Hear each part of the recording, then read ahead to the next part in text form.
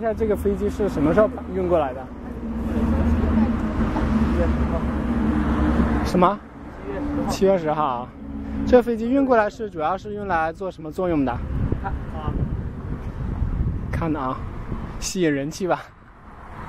啊？营销。这个飞机买过来又花了多少钱？您知道吗？那我不知道。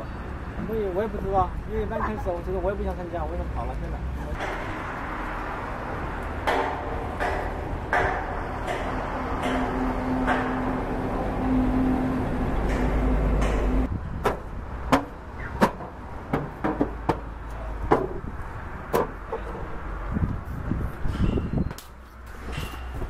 还有一张门喷，这张马修。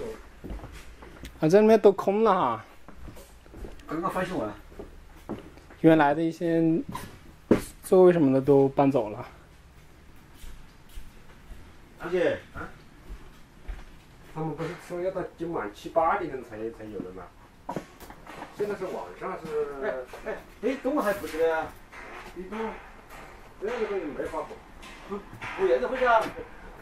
在里面是空着，你怎么把你挖进去打掉了，挖进去掉了是吧？